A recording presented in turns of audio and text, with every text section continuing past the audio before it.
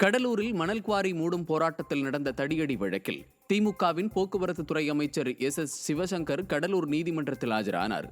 நெய்வாசல் கிராம வெள்ளாற்றில் கடந்த 2015ஆம் ஆண்டு செயல்பட்ட அரசு மணல் குவாரியை மூடக்கோரி அப்போதைய குன்னம் திமுக எம்எல்ஏ சிவசங்கர் தலைமையில் கிராம மக்கள் 300 பேர் போலீஸ் தடையை மீறி குவாரிக்குள் நுழைந்து வாகனங்களை தாக்கினர். தடுக்க முயன்ற போலீசாரையும் தாக்கியதால் போலீசார் தடியடி நடத்தினர். இச்சம்பவத்தில் தற்போதைய போக்குவரத்து துறை அமைச்சர் சிவசங்கர் உட்பட 33 பேர் மீது வழக்கு பதிவு செய்யப்பட்டது. இந்த நிலையில் திமுக அமைச்சர் உட்பட 29 பேர் மாவட்ட அமர்வு நீதிமன்ற நீதிபதி ஜவஹர் முன்னிலையில் ஆஜராகினர். திருவள்ளூர் அருகே ஜல்லிக்கற்களை ஏற்றி வந்த லாரி இருசக்கர வாகனத்தின் மீது மோதிய விபத்தில் 2 பேர் உயிரிழந்தனர். திருவள்ளூர் திருத்தணி தேசிய நெடுஞ்சாலையில் திருவள்ளூரிலிருந்து திருத்தணி மார்க்கமாக இருசக்கர வாகனத்தில் 3 பேர் சென்று கொண்டிருந்தனர். அப்போது கொசவன்பாளையம் என்ற இடத்தில் ஜல்லிக்கற்களை ஏற்றி கொண்டு வந்த லாரி இருசக்கர வாகனத்தின் மீது பயங்கரமாக மோதியுள்ளது. இந்த விபத்தில் இருசக்கர வாகனத்தில் சென்ற 2 பலத்த காயமடைந்தனர்.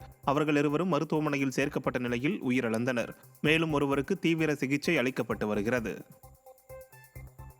ஒகேனக்கலில் பரிசல் ஓட்டிகள் வேலை நிறுத்தத்தில் ஈடுபட்டு வருவதால் சுற்றுலா பயணிகள் பரிசலில் செல்ல முடியாமல் ஏமாற்றமடைந்தனர். இந்த ஆண்டு பரிசல் துறை டெண்டரை பரிசல் ஓட்டிகளுக்கு வழங்காமல் தனியாருக்கு வழங்கியதை கண்டித்து ஒகேனக்கல் சுற்றுலா தலத்தில் பரிசல் ஓட்டிகள் பரிசலை ஓட்டாமல் போராட்டத்தில் ஈடுபட்டு வருகின்றனர்.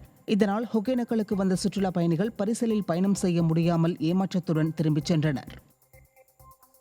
நீலகிரி மாவட்டம் கூடலூரில் குண்டும் குழியுமாக உள்ள சாலையை சீரமைக்க கோரி அப்பகுதி மக்கள் வாழை மரம் நடும் நூதன போராட்டத்தில் ஈடுபட்டனர். கூடலூர் நகராட்சிக்கு உட்பட்ட பேருந்து நிலைய எதிர்ப்புறம் உள்ள உதகையிலிருந்து மைசூர் செல்லும் தேசிய நெடுஞ்சாலை சேதமடைந்த குண்டும் குழியுமாக சீரமைக்கப்படாமல் உள்ளது. இதனால் அடிக்கடி விபத்துகள் ஏற்பட்டு வருவதாக அப்பகுதி மக்கள் குற்றம் சாட்டியுள்ளனர். இந்த நிலையில் சாலையை சீரமைக்க கோரி சாலையில் வாழை மரம் நடும் நூதன போராட்டத்தில் ஈடுபட்டனர். திருவண்ணாமலை மாவட்டம் குப்பநத்தம் சாலையில் உள்ள குப்பை கிடங்கில் தேர்வு நிலை பேரூராட்சி அலட்சியத்தால் சேமித்து வைத்துள்ள குப்பைகளிலிருந்து துர்நாற்றம் வீசுவதால் நோய் தொற்று ஏற்படும் அபாயம் உருவாகியுள்ளது. செங்கம் பேரூராட்சியில் கடந்த சில நாட்களாக 18 வார்டுகளில் அள்ளப்படும் குப்பைகள் செங்கம் குப்பநத்தம் சாலையில் உள்ள பேரூராட்சி குப்பை கிடங்கில் கொட்டப்பட்டு வருகிறது. இதனால் துர்நாற்றம் வீசுவதுடன் நோய் தொற்று அபாயம் ஏற்பட்டுள்ளது. குப்பை கிடங்கில் உள்ள குப்பைகளை அகற்றி சுற்றுச்சுவர் அமைக்க வேண்டுமென பொதுமக்கள் கோரிக்கை விடுத்திருக்கின்றனர். தஞ்சாவூர் மாவட்டம் பூதலூர் அருகே மேல்நிலை குடிநீர் தொட்டி சேதமடைந்து காணப்படும் அவல நிலை ஏற்பட்டுள்ளது. மனையேரிப்பட்டி ஊராட்சியில் உள்ள மேல்நிலை குடிநீர் தொட்டியில் விரிசல் ஏற்பட்டு மிக மோசமான நிலையில் உள்ளது. குடிநீர் தொட்டி அருகே ஆரம்ப தொடக்கப்பள்ளி செயல்பட்டு வரும் நிலையில் பெரும் விபத்து நடக்கும் முன்பு மேல்நிலை குடிநீர் தொட்டியை சீரமைக்க வேண்டுமென அப்பகுதி மக்கள் வலியுறுத்தியுள்ளனர். சிவகாசி மாநகராட்சி ஒப்பந்த தூய்மை பணியாளர் கடன் பிரச்சனையால் வீடியோ பதிவிட்டுவிட்டு தற்கொலை செய்து கொண்டுள்ளார். விருதுநகர் மாவட்டம் திருத்தங்கல் எம்ஜிஆர் நகர் கண்ணகி காலனியில் தன் தாய் பெருமாள் அம்மாளுடன் வசித்து வந்த சப்பானி முத்தையா சிவகாசி மாநகராட்சியில் தற்காலிக தூய்மை பணியாளராக பணியாற்றி வந்துள்ளார்.